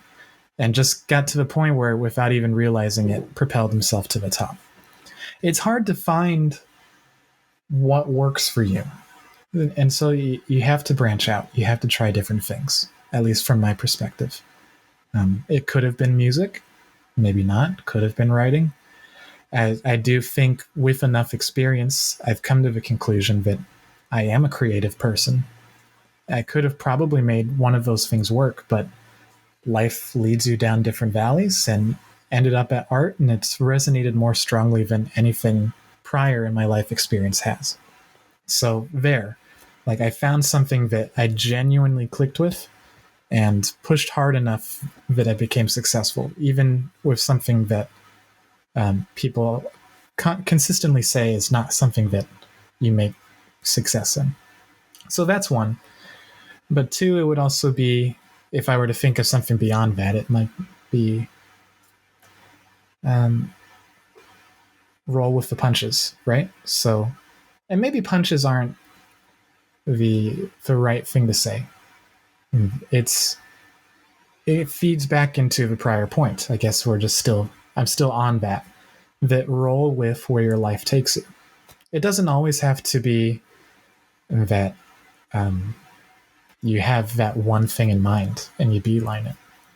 Because I get concerned for people, that are younger, that they ask me, 16, 17 years old, they're thinking about college. And it's like, I don't know that I want to do architecture or computer science. I love drawing, and I just want to draw. Should I not go to college? And that's a whole facet of different considerations. But it's like, what is your economic opportunity? Where are you located? There's so much that goes into it. And it's like, would I tell someone only go into art? Because, it's you haven't even experienced everything that there is to experience at that point. You just know in high school that you liked doing art. You liked drawing. I would have said, I want to be a trombone performance major and do jazz for a living. But I'm not now, even for something that was my life experience at that point. I couldn't imagine anything else. but here we are now. And things can transition wildly until you find something else. I think it's important that you broaden your experiences and take into consideration what can and cannot happen so that when things take you there, you can appreciate it for what it is and use that going forward. Yeah, that sounds like a great answer, honestly. And again, Good. Thank you so much for coming by. And what is your Instagram account okay for contacting? In case anyone wanted questions or just want to say hi or something. Yeah, and it should have a link in that tap link thing on the main profile to a Discord channel where I'm on much more often. So awesome. Oh yeah, by the way, the tap link is in the description as I mentioned. So yeah, the Discord, you can find it through there. Yeah. And thank you to anyone who tuned in and listened to this episode as well. I hope you enjoyed this near 2-hour episode. I've had a break from podcasting, as I mentioned, for the multiple reasons, but yeah, I guess I missed it, so it's now 2-hour episode. Good. I talked a lot, and it's something I'm planning to do for as long as I can. Like, my goal was 1,000 episodes, but the way I'm getting guests, it doesn't seem very practical. But yeah, I'm trying. But yeah, by the end of this year, I want to reach episode 250, which is 2 episodes away, which is not that bad. 50 episodes that'll be very achievable. 50 episodes per year is not that bad, but I'm thinking even 20 episodes per year, that'll be enough. Like, one episode every month would be even good. If I couldn't get many people, I guess. But I'll keep it going as much as I can. But yeah, actually, I want to mention something as well. But I don't want to say it in the earlier parts of this episode. It's good now. So if anyone's listening by this time for 2 hours, I mean, kudos to you. I mean, you got good focus and energy. You're listening on the background of doing your stuff or playing video games or washing dishes or cooking or eating or whatever you're doing. And you're listening by now. Yeah, good job. You learned a lot, hopefully. The thing I want to mention is that actually exactly today, last year, was the start of one of the darkest months of my life. And it started with the death of my dad. I got the news tomorrow morning. And that was the reason I canceled my podcast with Steven Zapata. And I actually emailed him a couple of times later, but he never answered because he's a super busy guy, of course. And and in the next 2-3 weeks, I got a toe infection. And also my laptop of 5 years got broken. So I couldn't do anything else. So yeah, it was a really I was numb the whole time. It wasn't, you're probably thinking I was numb because of all of this. And on the first day that I got the news, I actually started to make advertisements on the podcast page for English teaching because I'm an English teacher. So I got 5-6 students. So I was happy I could make my monthly salary now because mostly I was on my family support. And 4 or 5 days later, an event happened in Iran. Do you remember the hashtag Mahsa Amini? No, I'm not familiar. Yeah, It's actually right now, it's got the most popular hashtag of all time. A girl, I don't want to get into too much, but a girl got murdered by the government forces because of her hijab. I did hear that. Yeah. Yes. And because of that, the internets were cut down. So I lost all my students. So yeah, it was a really weird month for me. And I mostly want to say that just to say, cheers to anyone who's gone. And I know, I'm not dumb. I know this water, right? But yeah, cheers. Hey, props to you, Rum Team. That's a lot to go through. Oh boy, like it's just been a roller coaster. But yeah, I mean, at least I'm healthy and alive. I guess that's good enough. Yeah, there was this saying that says any day that you're 5 feet above, that's a good day, something like that. I don't know. I saw it in a YouTube comment section one time. It got stuck with me. But yeah, you gotta enjoy and appreciate everything. But you don't really appreciate things once you don't go through the shit parts of life, I guess. It gives you comparison and contrast. Yeah. I mean, logically, that's how you start to notice things, right? If everything was roses and rainbows all the time, you wouldn't really notice or appreciate them, I kind of appreciate every day that, all right, I haven't lost a limb. I know that's such a weird thought pattern, but I have this. All right, all my limbs are intact. I'm healthy. I have 2 lungs. My eyes are working good. Yeah, especially in our field. Yeah. Oh, God, yeah. I don't want to even think about just getting weaker, so Jesus. But, yeah, sorry it got a little bit dark and weird. and philosophical at the end of the podcast. I actually dedicated and I put a picture of him on the beginning of the episode 200, by the way. But yeah, I just wanted to mention that, I guess this was literally the anniversary. Is anniversary the correct word for deaths as well in English?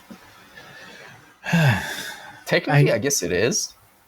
Yeah, that would be a good word, or I mean, not a good word, but an appropriate word. A memorial day, like that like could we're be better. having 9/11 memoriam because that's coming up again. Oh yes, it's tomorrow.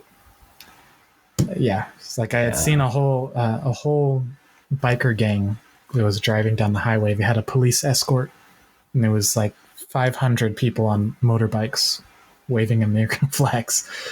That's a whole thing, but yeah. So that was called 9/11 memoriam that they had that they were driving around. Yeah. So yeah. On that note, take care, everyone, and stay safe. Till next episode, which I don't know when will be uploaded or who will it be. Bye bye. Thanks for